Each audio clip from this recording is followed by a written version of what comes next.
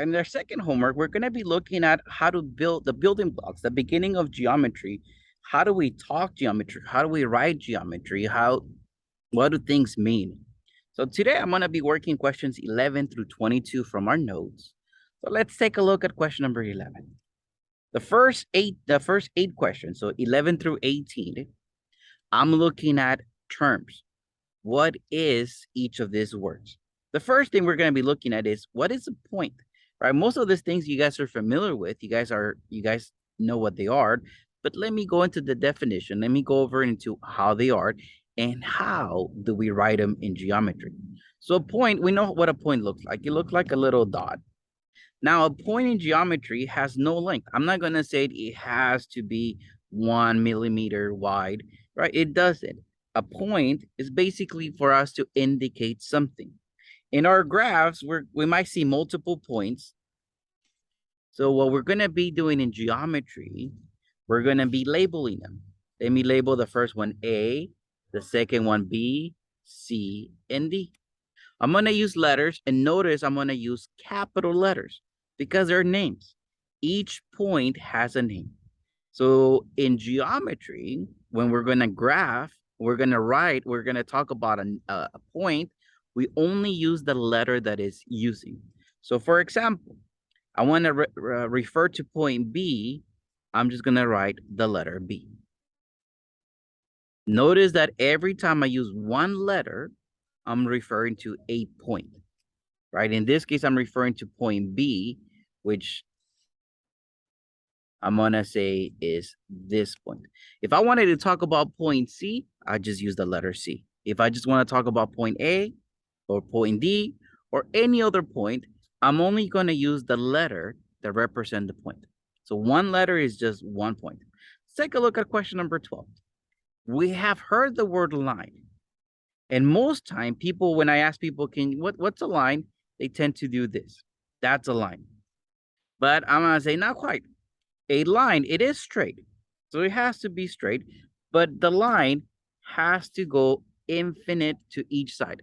So it goes forever to the left and it goes forever on the right. I'm not gonna be able to graph forever, right? I cannot go my line, but imagine it does continue going forever on each direction. So I'm gonna write my arrows to indicate that it goes forever in each direction. As a matter of fact, my line will have multiple points. Let's just say this is my point A, my point B, my point C. Like I said, it has infinite many points. What I'm going to be doing for me to label a line, I'm gonna use two letters or 2 points from the line. Any 2 points. I could use the points A and C, right? Because I'm referring to points, I'm gonna use just the letters. Like I said, any of those two. The order doesn't matter. So if you wanna go AC or C8, it doesn't matter. It's just that on the top, I'm gonna do what it represents a line, right? When I mean representation of a line is indicating that it goes forever to the left and forever to the right. That's what the arrows mean. It does go forever. Another thing that we have is a segment. Now, segment, it is almost like a line, is what people have been calling lines. It looks like that. It has a beginning point and an end point. It doesn't go forever. So usually when people write, when people say draw a line, they're really drawing a segment. Now the points at the end, let me call the first one point A, and let me call the second one point B. I'm gonna give them names.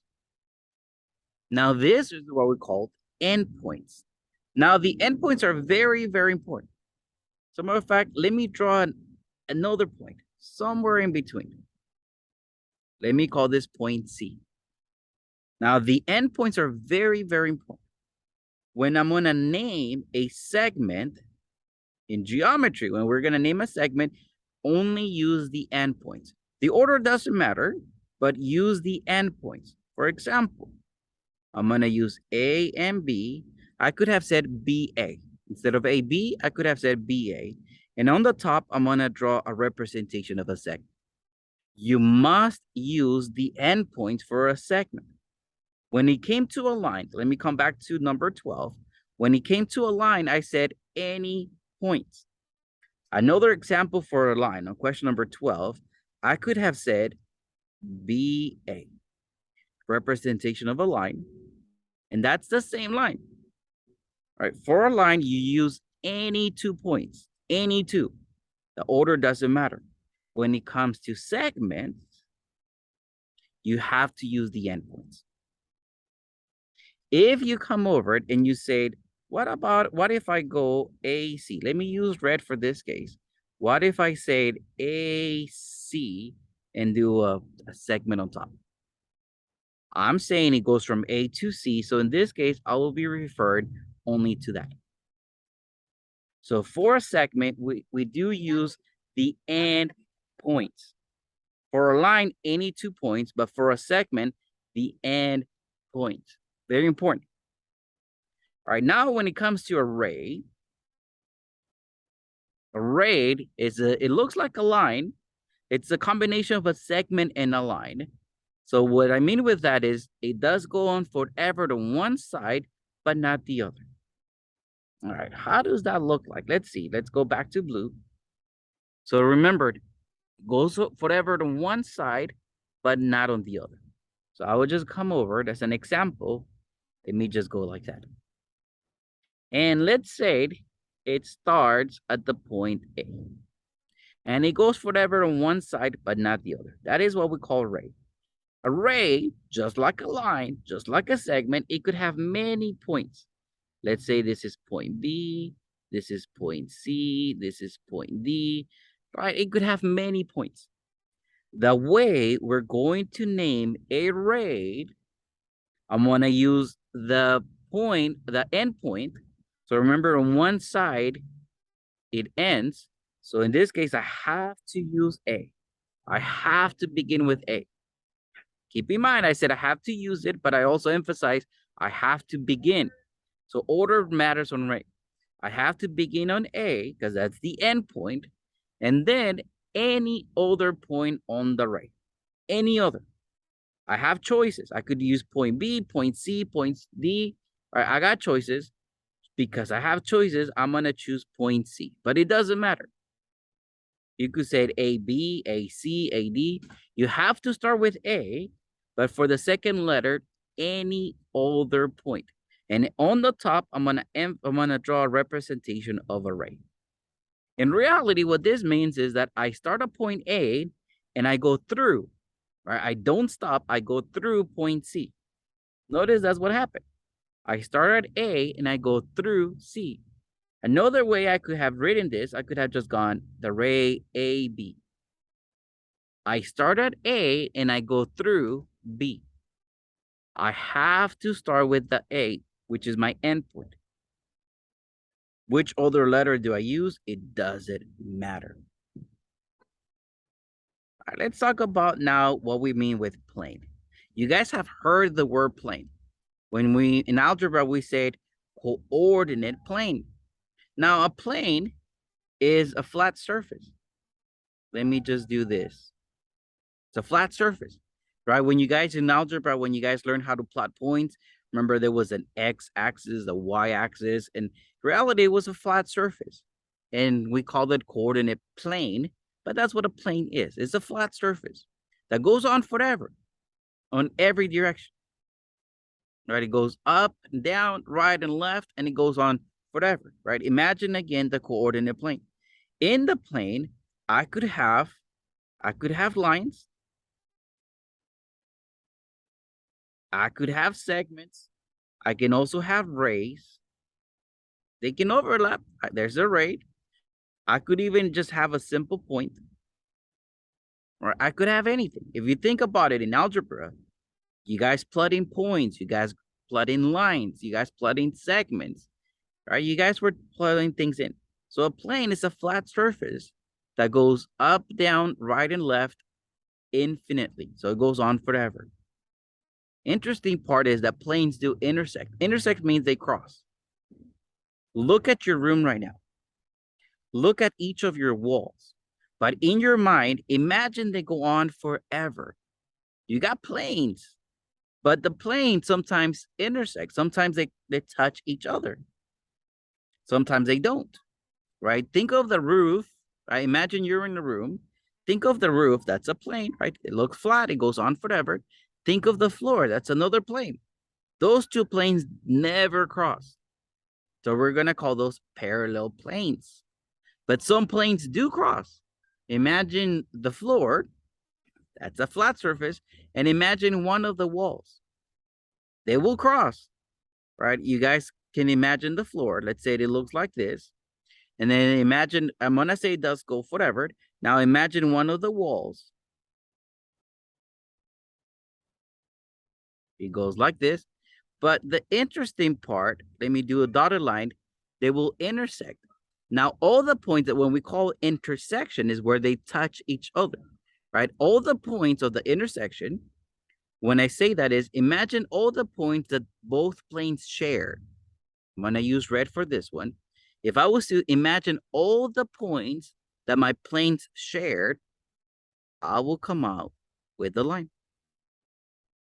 If I connected all the points that are in both planes, like I said, for you to make it visual, imagine the floor, imagine one of the walls, and if you were to touch each time they intersect, I consider that a point, you will come out with a line. Pretty cool. Now, what we're going to call congruent, we're going to use this word in geometry a lot. As a matter of fact, we're even going to give it a symbol.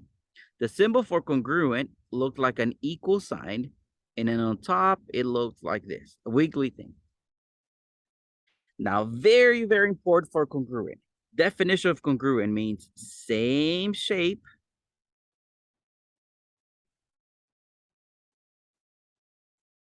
and let me just go same size. It is for congruent are two things that have the same shape and same size. Usually in a classroom, all the desks are congruent. They have the same shape and they have the same size. I want to say usually because there's a variance. Right? Sometimes we might have in geometry, we might have a triangle and another triangle. Let's say, in this case, I didn't do a good job, but let's say they have the same shape. They look like triangles. And let's say they have the same size. That's what we call congruent. We're going to use the symbol congruent. The equal sign means same shape. They have the same, the same size. The equal sign means same size. These two things are equal. The wiggly thing on top means same shape. If I only use the wiggly thing on top, that is same shape. If I don't use the equal sign, I'm saying they don't have the same size. And that can happen. I can have a triangle that looks like another triangle, but they have different sizes. Now that one we're going to call similar, which is something we're going to deal with in the future. Okay, so for congruent, it has to have the wiggly thing, which means same shape, and the equal sign, which means same size. So two things that have the same shape and same size. So we're going to use that a lot. Now, coplanar, let me break this a little. Coplanar. In geometry, the word kind of makes sense. Co, you guys have heard of co-ed teams, right? Many people in the same team. Planar sounds like plane. So coplanar are things in the same plane. So what do I mean with that is, imagine I have a plane. In the plane, I can have a point. I can have another point, right? All these points are coplanar because they're on the same on the plane. I can have segments as well. All those things are coplanar because they're on the same plane. That's what we're going to call coplanar. But then we're also going to have this word colinear. Colinear. Co, we said, is in the same. Linear sounds like line. So in the same line. Now, what does that mean? I can have points. And I'm going to call this colinear. Now, what does colinear mean? Is that I can draw, I don't have to line, I can draw a line that connects all of them. I can draw. I don't have to have the line drawn. I can have the line there. I can see the line, but I don't have to have the line. What collinear means is that I can. Keep in mind, I said can. I can draw a line that connects all the points. Let me give you guys an example of something that is not collinear. These are not collinear. Somebody can come and say, well, yeah, I can connect them. I can go like this. Remember, a line is something straight. Once you take a curve, once you turn around, that's not a line anymore. So collinear means I can draw a line that connects all of them. Non-collinear would obviously mean I cannot draw a line. Again, I don't have to have the line there. So if I erase this, that is collinear. I can draw the line, but I don't have to have it drawn. Now on your homework, we're gonna practice some things on your homework. Say, identify the following. Notice how on the top, it looks like, I'm gonna emphasize, it looks like this. It goes in the direction of one way only. So it goes forever to one side only, but not the other. So I'm gonna call this ray. Right, we're just gonna practice the words that we just used. I'm gonna call this ray. It goes on forever, only on one side. Let's take a look at number 20. I'm only using one letter. I'm gonna call this point. All right, this is point A, but when we only use one letter, we're referring to a point. All right, now other thing we need to learn is how to use a ruler. How do we measure a ruler? Some people ask me sometimes, Mr. Leonzo, whenever I draw a segment, whenever I want to measure something, do I start at the 1 or do I start at the 0? Whatever. It doesn't have to start at either one. The way we measure something, each endpoint has a measurement. I'm gonna measure this in centimeters. Let's talk about how to read the rulers first. Okay, we're gonna see how we read the rulers. Let me zoom in. Now, here I'm gonna use the 1 and the 2. Right, those lines mean 1 centimeter and 2 centimeters from the 0. But I see little lines in between. And there's 10 lines in between, well, 10 segments in this case, in between 1 and 2. The one in the middle is a little bit bigger than the others.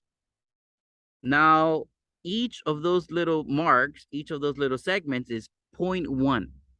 So my first segment will be 1.1. What I mean with 1.1 is the first one.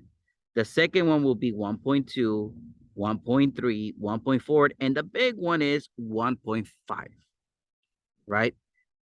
So I see 10 marks. So each of those little marks means 0.1. The way I'm going to measure my segments, I'm going to look at the endpoints. What is each of my endpoints? I see the first one is 1.0 or just 1. And I see the second one is about 3.1. I look at the values of each of my endpoints. And for me to find the measurement of the segment, let me subtract those two numbers, starting from the big one. So I'm gonna go 3.1 minus 1. And that happens to give me 2.1. Right? Notice I said starting from the bigger value. My measurements should always be positive. So that's why I start with the bigger value. 3.1 minus 1 gives me 2.1. So in the question that I asked, well, I said earlier, people ask me, where do I start, at the 0 or the 1? It doesn't matter. Right? You're going to get the values of each endpoint and you're going to subtract them. Now, if you can move the ruler, I will say, make sure, to make life easier, make sure one of your endpoints is at 0. The reason why, because when you subtract 0, it's easy. That's the only reason why. But you don't have to. Let's take a look at question number 22. Oh, one thing. Some people here might say, are you sure that's 3.1? Isn't that 3.0? Isn't that like 3.05? Make it closer to the one of the lines, but interesting part on our homework, it gets graded automatically. If you read this as 3.1 or 3.0, right? Your answer either 2.1 or 2 or just 2. You're gonna any of those two will mark it correctly. I'm not gonna go, it has to be this number. Even I'm gonna give you guys a margin of error. So if you guys read it a little bit off, it's gonna mark it correct. Okay. Now let's take a look at question number 2. Let me get my values of my endpoints. The first endpoint, I'm gonna call this 0.5. My biggest, the other endpoint, I'm gonna call this 5.3. Like I said, get the values of each endpoint and then just subtract, starting from the biggest one. I'm gonna grab a calculator and I'm gonna go 5.3 minus 0.5. Right, we can do it on paper, but I'm gonna get 4.8. Get the values of the two endpoints, and then you will just subtract them. All right, easy, I hope.